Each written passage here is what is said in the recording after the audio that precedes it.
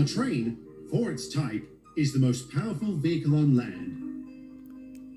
And the engines of Sodor are the power behind the docks, industries and branch lines that make up the world-renowned Northwestern Railway. These are the stories of Sodor.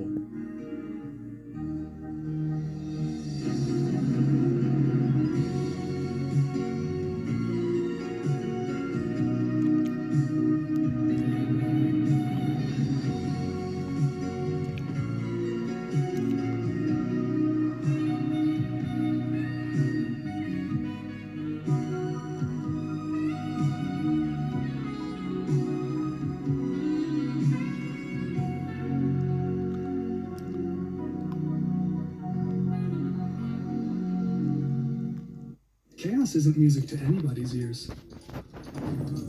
Azure brings everything into one clean.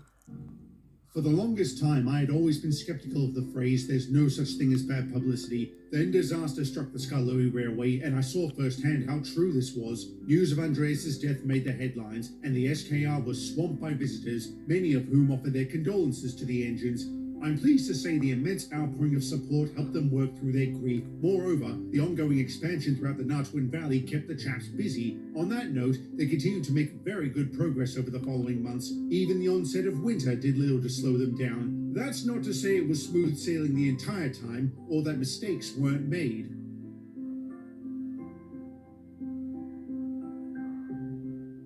Fancy not securing your trucks on a hill. I'm appalled at you, Stuart. I never thought you of all engines could be so careless. I'm sorry, sir. I have no excuse. No, you do not. If I didn't need every single engine available, I'd have you shunt trucks in the yard until I could trust you again. Excuse me, sir, but I'm just as much to blame. I did bank Stuart up that hill, and if I'm not mistaken, you were late to your next job because of it. You are not a brake band, Rusty. For that matter, why didn't you have one? I did, sir, but the coupling broke. We didn't know how close a replacement was, so I decided to chance it. You should have gotten a replacement. I would have understood the delay. Instead, you cost us an entire train and its cargo. I don't know what to say, sir. What can I do to make this right? Just carry on with your regular duties, and please be more careful. Now, turning to your situation, Skarloey. It's all right, Sir Handel. I'm fine. You didn't sound fine as you limped into the station. We can't risk you breaking down, so I'm taking you out of rotation until you've had a full service. The trick is, how am I going to cover your duties? I can cover them, sir. Are you sure? Yes, sir. No problem. What's the first job? A passenger train to Sodden. Perfect. I'm taking a goods train there. I can couple the trucks up behind the coaches and take them in a single trip. Well, if you're absolutely certain, Duncan, go ahead. And thank you. My pleasure, sir. Happy to help. Something wrong, lads? Don't get me wrong, Duncan. I appreciate you covering my jobs, but please don't overdo it. You practically pushed me all the way from Krusty Kern. All I did was give you a nudge. You did plenty of the work. You always do. Anyway, I best get going. Don't want to keep the passengers waiting. Skarloey? Yes, sir? Have you ever known Duncan to be so agreeable, polite, considerate, kind? No, sir. Never. It's almost frightening. So was my cock-up. You made a mistake, Stuart, but at least nobody got hurt. Maybe not. What do you mean? Of course I chased after the trucks after they broke away. By the time I reached the bridge, they'd already gone over. As I was crossing, I heard what sounded like a roar, and when I looked down into the ravine, I could have sworn I saw something walk away from the crash site. What sort of something? I couldn't tell. Maybe a bear? Whatever it was, I'm terrified to think some poor animal got hurt. If it was able to walk away, it couldn't have been too badly injured, if at all. And besides, most animals will be hibernating this time of year. Then what did I see?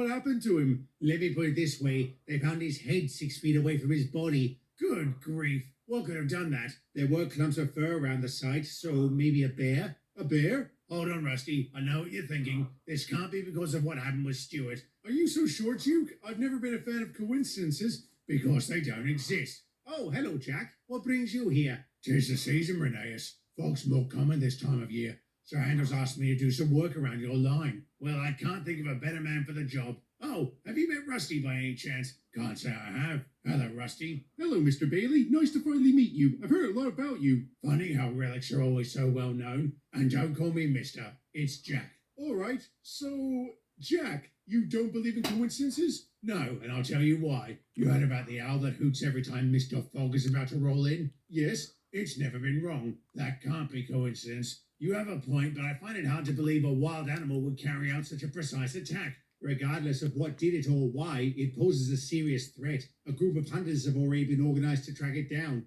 I heard, and I have very mixed feelings about that. Me too, but I'd rather do my job knowing I won't be mauled to death. I'll give you a mauling if you don't bug off. What was that? This area is for railway workers only. I'm a railway fogman, son. Well, you're in the way. Shove off, Grandad. Say that again. What? Say that again.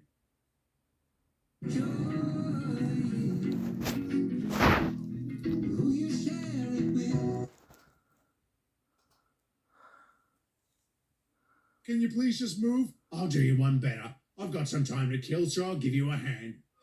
That'd be great. If you could start with those boxes. Sure thing. See you later, lads. Nice meeting you, Rusty. Yeah, you too. Bust my buffers. I thought for sure he was going to deck that prat. He would have if he called him Grandad again. You don't disrespect Old Bailey. Why do they call him Old Bailey anyway? Because he's been around forever. They were calling him Old Bailey back when I was an impertinent scallywag. You were built, old grandpuff. You impertinent scallywag.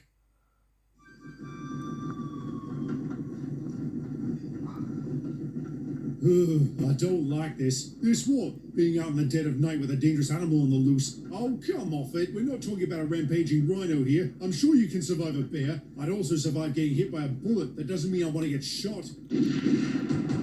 You've got to be kidding. That sounded close. Let's check it out. I thought the idea was to run away from gunfire.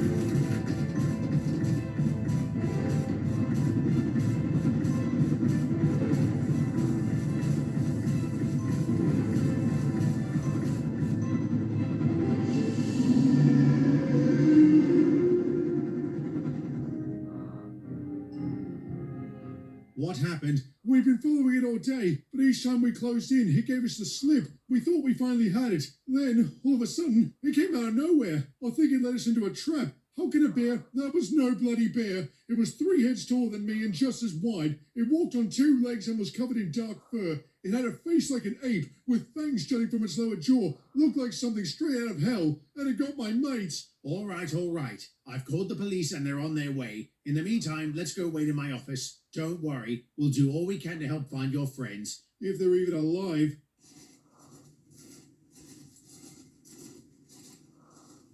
Tall, hairy, fangs, walks on 2 legs. Doesn't that sound like Reneus? There has never once been a Notchwind-related attack. The poor lad is probably confused. So confused he conflated a bear with a creature out of folklore. It's possible, Reneus. I once had a soldier climb onto the roof of my cab because he thought he was being chased by a horde of screaming mice. Trauma can wreak havoc with the mind. Trauma or not, it sounds like his party ran afoul of something. I have a sinking feeling this is going to get worse before it gets better. And unfortunately, he was right. The police, in conjunction with the SKR, set off the following morning with a search party. They found the missing hunters, or what was left of them. Of course, it was impossible to keep the details of such a slaughter under wraps. Likewise, of the survivors' testimony, this created a lot of fear. To keep the situation from getting out of control, the army was called in. All throughout the valley and surrounding communities, checkpoints and roaming patrols were established alongside a curfew. There were those who balked at this state of near martial law, which led to a few clashes and a few arrests.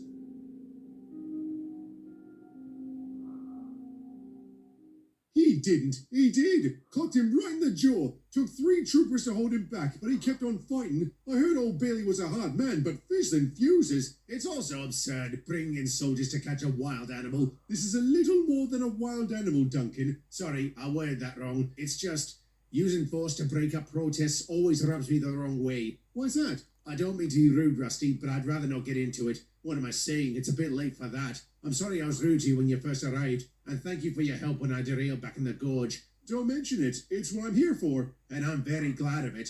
I might avail myself of your expertise right now. I'm heading into the valley soon to collect the little kipper. Have you got any words of caution or advice? No, except be careful. That'll do nicely. I'll see you later. Bye.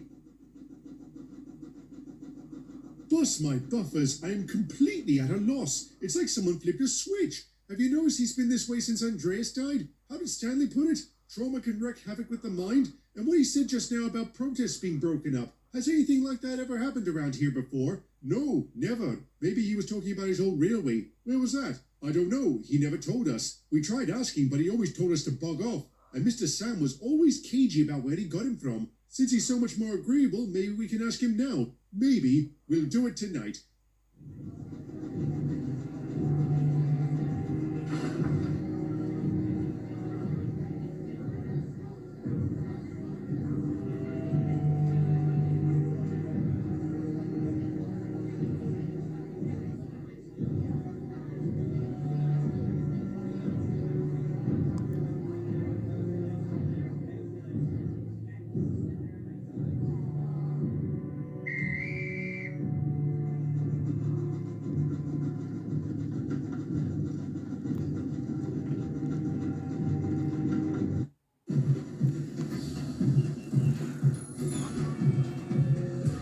What happens when...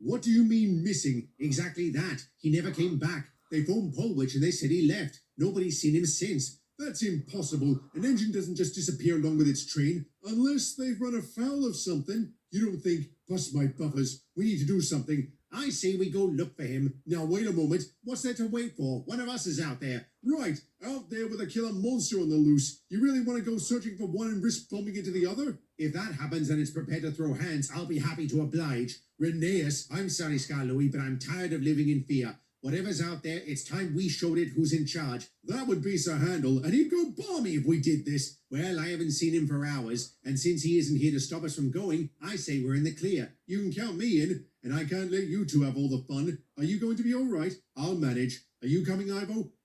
All right, all right. But what do we do about the army? They're bound to turn us away at the first checkpoint. What are they going to do? Arrest us? Come on.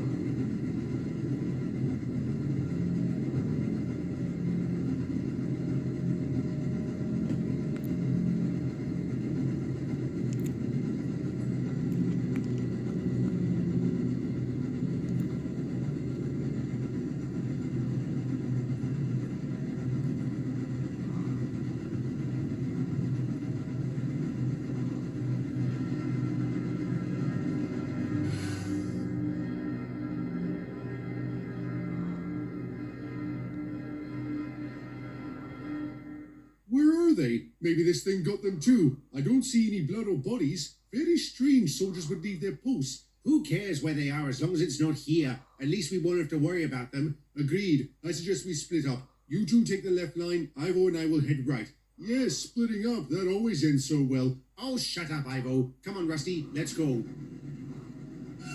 Ah! Scalori, what's wrong? I've got a cramp. Bollocks, this hurts. Are you alright? Can you move? Yes and no. Not on my own. Looks like I won't be much use here. Ivo, you'll have to tow me back to Croven's Gate. Gladly. We'll keep going. We've come this far, so we may as well. All right, but for the love of God, please be careful.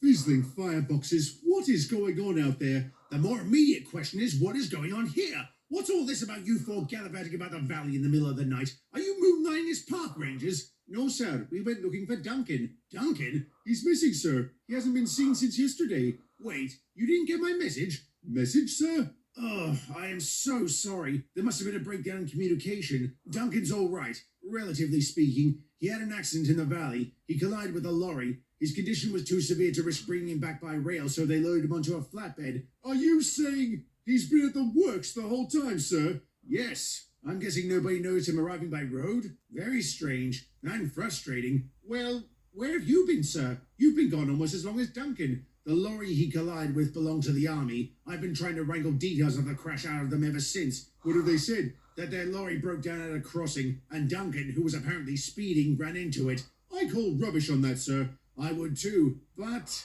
Duncan does have a history of recklessly riding the rails. He may have turned over a new leaf in recent times, but one is always defined by their past. What's going to happen, sir? Well, I'm not banking on receiving compensation from the army, which wouldn't be the end of the world. The influx of customers we had before this crisis has shored up our finances, so we can comfortably afford Duncan's repairs, but those will take a while. Is he in that bad of a state? Indeed. He's looking at a complete overhaul. Did you four really go looking for him? Yes, sir, and we found more than we bargained for. How so? The details of that night spread rapidly across the island. The area where it happened was searched the next day, and absolutely nothing was found. Nobody was able to ask Old Bailey about it, as he disappeared for a good while. When he finally did resurface, he denied being there, citing the curfew as reason why he couldn't have been. Without corroboration, Rusty and Renese's recount was largely ignored, especially after the army announced they had eliminated the threat. Turns out it had been a bear the entire time, a female bear. It seems Stewart's trucks had landed on her cubs, causing the enraged mother to go on a rampage. The hunter's testimony was also discredited after it came to light he had a drinking problem. There were skeptics to this explanation, but they too were ignored. Everyone just wanted life to get back to normal and were happy to accept what they had been told. As for Duncan, he had a long road to recovery. In a strange turn, neither he nor his crew could remember the accident. Since there were no witnesses save the soldiers allegedly involved, and coupled with his spotty record, the investigation ruled the SKR's number 6 must have been speeding. Therefore, the company received no compensation. But as Sir Handel said, this wasn't a severe hardship for the railway, which did recoup its losses in time. The expansion continued and all was well. For a time. Yes, I'm afraid the narrow gauge chaps still had one more trial ahead of them, but that is a story for another day.